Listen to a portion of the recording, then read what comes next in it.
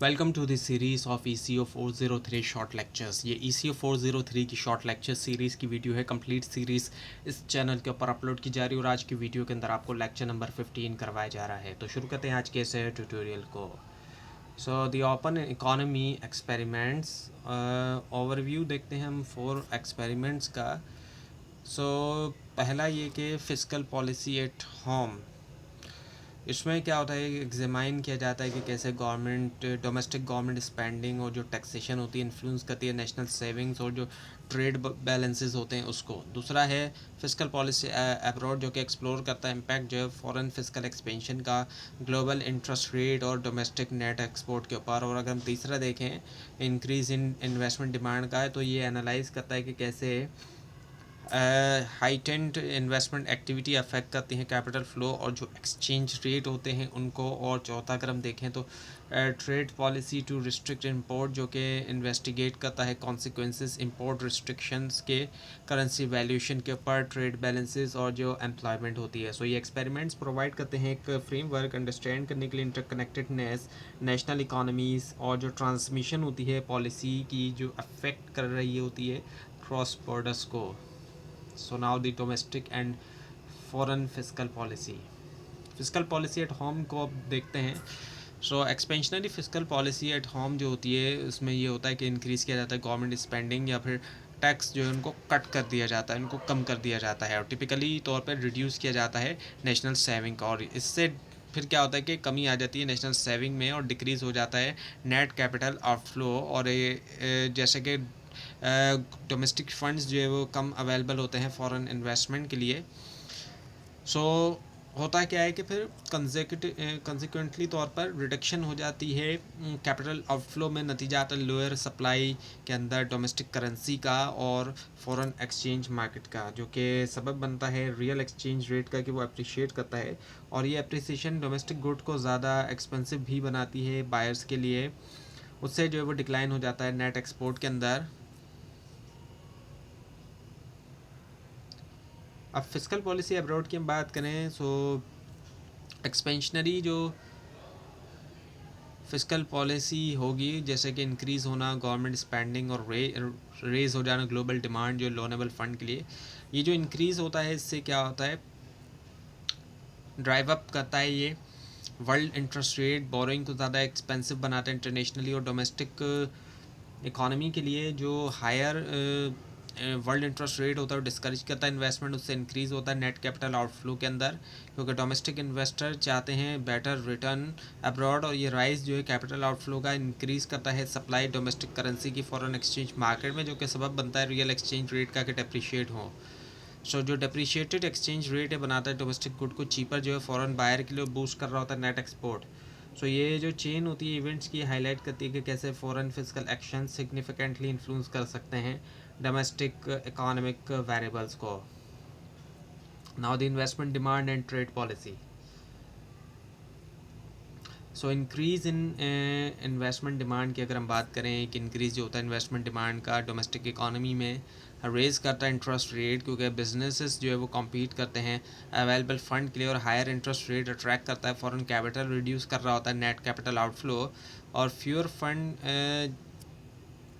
होते हैं उनके साथ क्या होता है कि जो सप्लाई फॉर होती है डोमेस्टिक करेंसी की फॉरेन एक्सचेंज मार्केट में डिक्लाइन हो जाती है और उससे अप्रिसिएशन होती है रियल एक्सचेंज रेट की। और अप्रिसिएशन जो है वो बनाता है डोमेस्टिक गुड्स को ज़्यादा एक्सपेंसिव जो है इंटरनेशनली, नतीजा निकलता है डिक्रीज़ होना नेट एक्सपोर्ट के अंदर। और जो ओवरऑल इफ़ेक्ट होता है ओवरऑल इफ़ेक्ट जो वो शिफ्ट होता है बैलेंस ऑफ पेमेंट और री एलोकेशन के अंदर रिसोर्स की डोमेस्टिक और फॉरेन मार्केट्स में। अंडरस्टैंड करना इस डायनामिक को क्रूशल होता है पॉलिसी मेकर के लिए, जिनका एम होता है कि स्टिमुलेट करें इन्वेस्टमेंट को एडवर्सली तौर पर अफेक्ट किए बगैर ट्रेड बैलेंसेस को। Trade policy to restrict import. अब जो ट्रेड पॉलिसीज रिस्ट्रिक्ट करती हैं इंपोर्ट को, उसके अंदर टैरिफ्स आ जाते हैं या कोटाज आ जाते हैं, अक्सर उनको इम्प्लीमेंट किया जाता है प्रोटेक्ट करते हुए डोमेस्टिक इंडस्ट्रीज़। यह रिस्ट्रिक्शन इंक्रीज़ करती है डिमांड जो है डोमेस्टिक करेंसी की, क्योंकि कंज्यूमर और बिजनेस शिफ्ट करते हैं उनकी स्पेंडिंग फॉरेन से लेकर डोमेस्टिक गुड्स तक। और ये इंक्रीज़ डिमांड जो है सबब बनती है एक्सचेंज रेट का, कि अप्रिशिएट होते हैं, जो कि डोमेस्टिक गुड को ज़्यादा एक्सपेंसिव बनाता है फॉरेन बायर के लिए।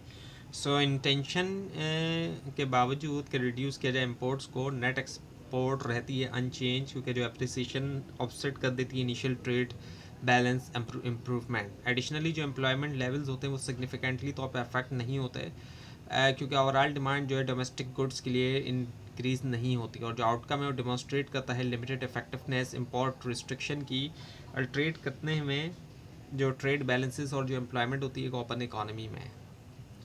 Now the exchange rate determinants. अब एक्सचेंज रेट डिटर्मिनेंट्स की अगर हम बात करें, सो जो नॉमिनल एक्सचेंज रेट होता है उसको डिटरमाइन किया जाता है रियल एक्सचेंज रेट के ज़रिए भी, और जो रिलेटिव प्राइस लेवल होते हैं कंट्रीज़ के अंदर, और जो फार्मूला है वो आपके सामने है, जिसके अंदर ई जो है वो बराबर होता है epsilon multiply by P star divided by P.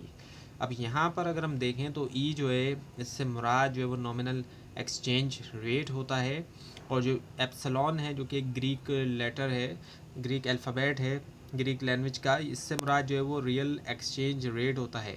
और पी स्टार को अगर हम देखें, so P star is the foreign price level and P is the domestic price level. जो दोनों ही प्राइस लेवल हैं, पी स्टार फॉरेन और जो पी है वो domestic price level. So changes आना चाहे रियल एक्सचेंज रेट में या फिर प्राइस लेवल में, उससे फ्लक्चुएशन आती है, नॉमिनल एक्सचेंज रेट के अंदर फ्लक्चुएशन आ जाती है।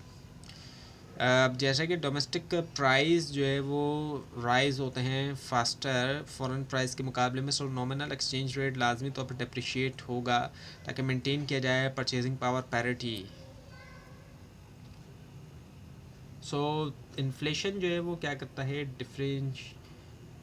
इन्फ्लेशन डिफरेंशियल की हम बात करते हैं। अच्छा, इम्पैक्ट जो होता है इन्फ्लेशन डिफरेंशियल, इन्फ्लेशन डिफरेंशियल्स जो होते हैं कंट्रीज़ के दरमियान, ये सिग्निफिकेंट रोल प्ले करता है डिटरमाइन करने में जो नॉमिनल एक्सचेंज रेट मूवमेंट होती है। और हायर डोमेस्टिक इन्फ्लेशन जो होता है रिलेटिव होता है फॉरेन इन्फ्लेशन के, और उससे जो है वो क्या होता है, डिप्रिसिएशन होती है डोमेस्टिक करेंसी की, उसकी वैल्यू के अंदर हम देखते हैं कमी आ जाती है और परचेजिंग पावर गिर जाती है। और एक स्केचर प्लॉट जो है वो शो करता है एक पॉजिटिव रिलेशनशिप जो है वो शो करता है इन्फ्लेशन डिफरेंशियल्स और जो changes in nominal exchange rate होती हैं इन दोनों के दरमियान।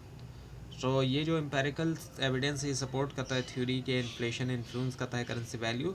पॉलिसी मेकर और इन्वेस्टर्स यूज़ करते हैं इस इन्फॉर्मेशन को एंटिसिपेट करने के लिए एक्सचेंज रेट ट्रेंड्स, और करते हैं इन्फॉर्म डिसीजन। अंडरस्टैंड करना जो लिंक है इन्फ्लेशन और एक्सचेंज रेट के दरमियान क्रूशल होता है मैनेज करने के लिए इकोनॉमिक स्टेबिलिटी और कॉम्पिटिटिवनेस जो होती है ग्लोबल मार्केट्स में। तो ये था आज का ट्यूटोरियल।